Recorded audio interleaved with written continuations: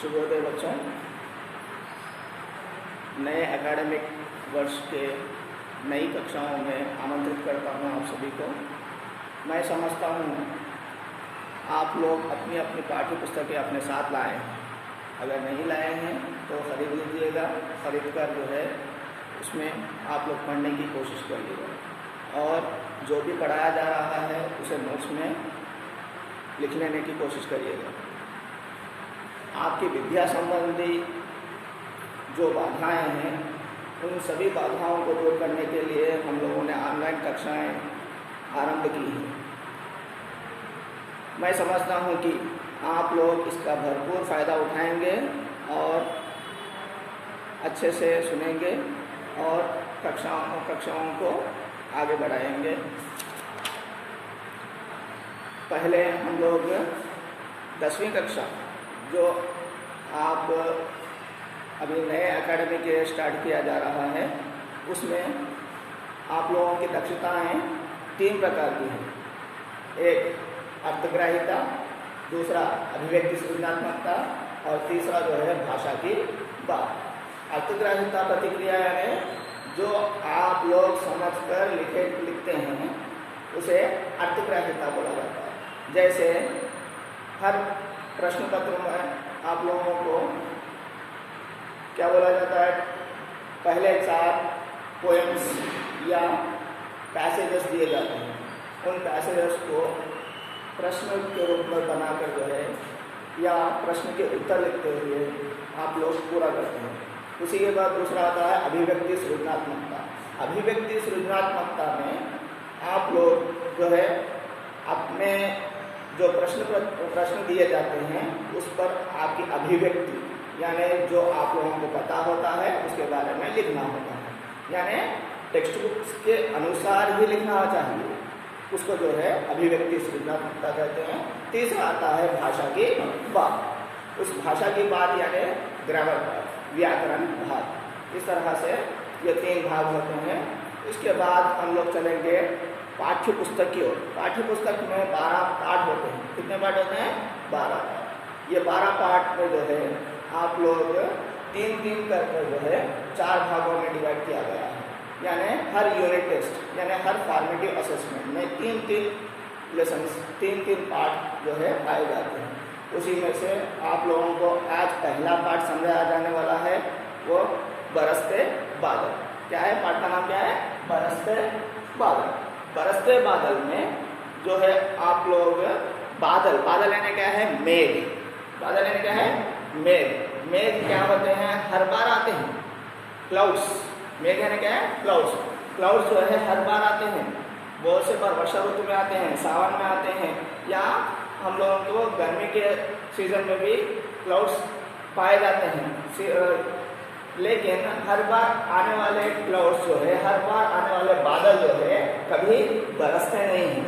यहाँ पर हम लोग पाठ के अंतर्गत बरसने वाले बादलों के बारे में बात कर रहे हैं। किसके बारे में? बरसने वाले बादलों के बारे में बात कर रहे हैं। यानी बरसना यानी जो बूंदों के रूप में एक बूंद या कई तेज बूंदें जो गिरती हैं उस प्रकार की बूंदों को, उस प्रकार के वर्षा को जो है क्या बोलते हैं? बरसते बादल। जो बादल पानी को बरसाते हैं।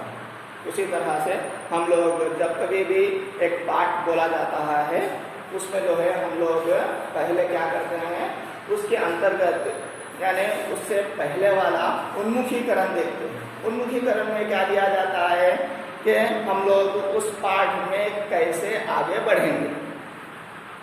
तो हम लोग आज उन्मुखीकरण देखेंगे। देखिए, उन्मुखीकरण देखेंगे और उद्देश्य देखेंगे। पाठ क्यों दिया गया है, इसका उद्देश्य क्या है, पाठ का उद्देश्य क्या है, इसके बारे में जानेंगे। विधा विशेष के बारे में जानेंगे और जो है कवि परिचय भी जानेंगे।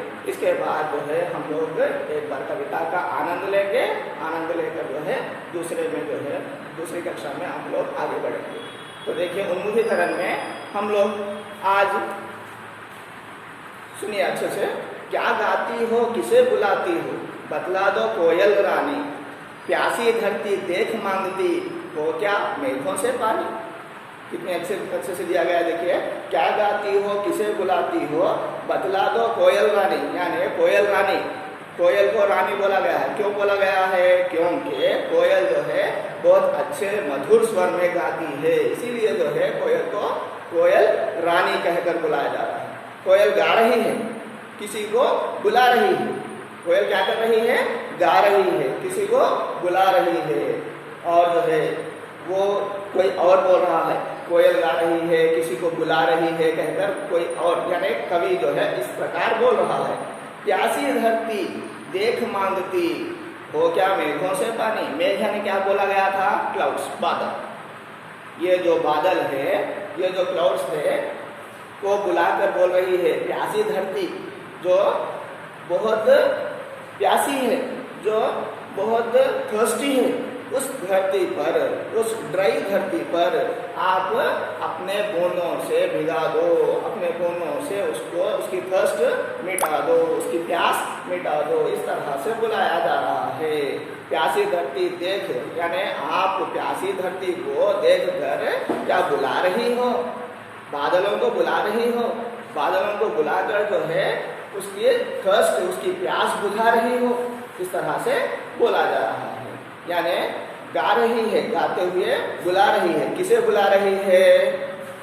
बादलों को बुला रही है, मेघ को बुला रही है। प्यासी धरती देख मांगती, तुम प्यासी धरती को देखकर धरती के लिए पानी मांग रही हो, पानी के लिए, सॉरी, धरती के लिए पानी मांग रही हो, उसकी प्यास बुझाने के लिए कहकर कवि बोल रहे हैं। तो इसमें हम लोग देखेंगे, देखिए प्रश्न भी दिया गया है इसमें।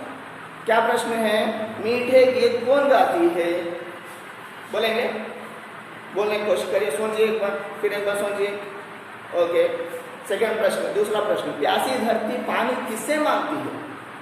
प्यासी धरती जो है पानी किससे मांगती है? तीसरा प्रश्न, अभी बादल प्रकृति की शोभा बढ़ाते हैं, कैसे? बादल प्रकृति की शोभा बढ़ाते हैं कैसे? ये 3 प्रश्न दिया गया है। ये 3 प्रश्न के उत्तर आप लोग अगर नहीं दिए हैं तो मेरे द्वारा इस प्रश्नों को, इन प्रश्नों के उत्तर सुनिए। मीठे गीत कौन गाती है? कोयल रानी गाती है। मीठे गीत कोयल रानी गाती है। प्यासी धरती पानी किससे मांगती है? प्यासी धरती पानी किससे मांगती है? बादलों से मांगती है। प्यासी धरती जो है पानी बादलों से मांगती है। यानी कोयल रानी गा गा कर जो पानी मांग रही है, धरती के लिए मांग रही है।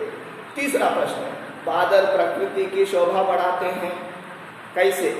बादल से प्रकृति की शोभा बढ़ती है कि नहीं? बादल से प्रकृति की शोभा किस प्रकार बढ़ती है कि बादल जो है क्या करते हैं? पानी बरसाते हैं। पानी बरसाने से क्या होता है? धरती हरी भरी हो जाती है, यानी शोभायमान हो जाती है, ब्यूटीनेस फैला देती है। इसी ब्यूटीनेस से जो है हमारी शोभा बढ़ जाती है, हमारी धरती की शोभा बढ़ जाती है। इस तरह से बादल जो है क्या करते हैं? प्रकृति, प्रकृति यानी क्या है? नेचर, नेचर की जो है शोभा, ब्यूटी को बता देते हैं। इस तरह से हम लोग उन्मुखीकरण, यानी पाठ के अंतर्गत प्रकृति के बारे में बताया गया है। किसके बारे में बताया गया है? प्रकृति के बारे में बताया गया है। ये हम लोग जान चुके हैं। अभी क्या है उद्देश्य? पाठ क्यों दिया गया है? हम लोग हर पाठ पढ़ते हैं, पाठ पढ़ने पर हम लोगों को पता चलना है कि इस पाठ का उद्देश्य क्या है, क्यों दिया गया है।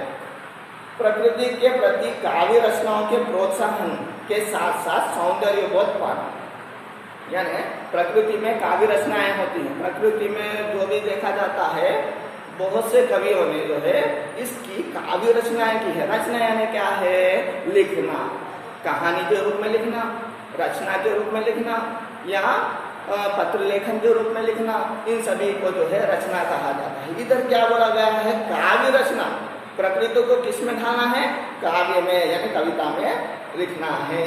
इस तरह का प्रोत्साहन आप बच्चों को, यानी आप लोग भी छोटी मोटी कविताएं, 4 पंक्तियों की कविताएं या बहुत से लाइनों की पंक्तियों की कविताएं इस तरह से लिखने की कोशिश करना है। इसका प्रोत्साहन, इसकी सराहना, इसका इंस्पिरेशन आप लोगों को मिले, इस तरह को जो है करना है। उसके साथ साथ सौंदर्य बोध पाना, प्रकृति का सौंदर्य बोध, यानी प्रकृति किस प्रकार की होनी है, किस प्रकार की प्रकृति है, उसका ब्यूटीनेस क्या है, उसका सौंदर्य बोध बताया जाता है और मनोरंजन भी किया जाता है। और इस प्रकार की कविताओं को देख देख कर जो है, सुन सुनकर जो है आप मनोरंजन भी पा सकते हैं। इस तरह जो है आप लोगों का उद्देश्य क्या है, एक काव्य रचना कर सकना यानी कविताएं लिख पाना। दूसरा क्या है, आप लोगों को जो है सौंदर्य बोध, प्रकृति का सौंदर्य बोध, ब्यूटी को बताना। और तीसरा क्या है, मनोरंजन, यानी इस कविता से आप लोग मनोरंजन भी पाएंगे। ये सभी कुछ आप लोगों को बताया जाएगा। विधा विशेष यानी ये सभी उद्देश्य थे। विधा विशेष यानी क्या है, मेथड। इस पाठ का मेथड क्या है, विधा क्या है, पद्धति क्या है, प्रश्न दिया जाएगा। परस्य बादल किस प्रकार का पाठ है, किस विधा का पाठ है, इस तरह से प्रश्न दिया जाएगा। ये प्रश्न का उत्तर क्या होता है, कविता पाठ है। किस प्रकार का पाठ है, कविता पाठ है। परस्य बादल कविता पाठ है। कविता भावनाओं को उदात्त बनाने के साथ साथ सौंदर्य बोध को भी सजाती